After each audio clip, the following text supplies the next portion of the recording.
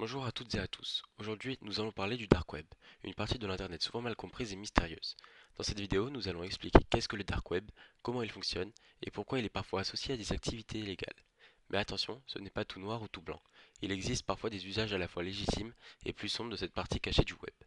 Le dark web est une portion d'internet qui n'est pas accessible via les moteurs de recherche classiques comme Google, Bing ou Yahoo. Contrairement au web invisible, celui que nous utilisons au quotidien, le dark web nécessite des outils spécifiques pour y accéder, comme le navigateur Tor de Onion Router. Ce navigateur permet de naviguer de manière anonyme en cryptant le trafic et en le faisant passer par plusieurs relais à travers le monde, rendant ainsi difficile l'identification de l'utilisateur. Le dark web fait partie du deep web qui englobe toutes les parties de l'internet non indexées par les moteurs de recherche comme les bases de données privées, les emails ou les archives académiques. Mais attention, le deep web et le dark web ne sont pas synonymes. Le dark web représente seulement une petite portion du deep web.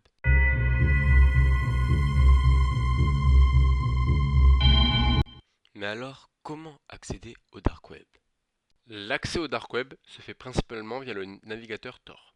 Une fois Tor installé sur ton appareil, tu peux visiter des sites en onion, un domaine spécial réservé aux sites du dark web. Ces sites sont souvent anonymes et leur adresse complète peut ressembler à une longue série de lettres et de chiffres, ce qui les rend difficiles à mémoriser ou à retrouver sans l'adresse exacte. Les usages du dark web. Le dark web est souvent perçu de manière négative, principalement à cause de son utilisation dans des activités illégales. Voici quelques exemples d'activités qui y sont souvent associées. 1. Commerce illégal. Des sites de vente de drogue, d'armes ou de documents falsifiés peuvent être trouvés sur le dark web. C'est une des raisons pour lesquelles cette partie d'Internet fait peur. 2. Protection de la vie privée. Mais le dark web n'est pas seulement un lieu de criminalité. De nombreuses personnes l'utilisent pour échapper à la censure, en particulier dans les pays où la liberté d'expression est limitée. Des journalistes, des militants ou des lanceurs d'alerte utilisent cet espace pour partager des informations en toute sécurité. 3. Forums et communautés anonymes.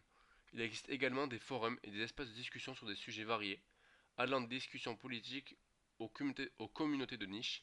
L'anonymat garanti par Tor permet aux gens de s'exprimer sans crainte de répercussions. Si le dark web peut offrir de l'anonymat et une protection de la vie privée, il comporte également de nombreux dangers. Les arnaques. De nombreux escrocs y opèrent, en vendant des produits inexistants ou en collectant des informations personnelles pour les revendre. 2. Virus et malwares. Les sites du dark web peuvent être infestés de logiciels malveillants qui peuvent infecter ton appareil. Il est donc essentiel de prendre des précautions avant de t'aventurer sur ces sites. 3. Risques juridiques. Bien que la navigation sur le dark web en soi ne soit pas illégale, certaines activités comme l'achat de substances illégales ou d'objets prohibés peuvent entraîner des conséquences juridiques graves. Le dark web, bien qu'associé à des activités illégales, n'est pas uniquement un lieu de criminalité. Il joue un rôle important dans la protection de vie privée et la liberté d'expression dans des contextes où ces endroits sont menacés. Cependant, il faut être extrêmement prudent lorsqu'on l'explore, car les dangers sont nombreux et variés. Si tu décides d'y faire un tour, assure-toi d'être bien informé et très bien protégé.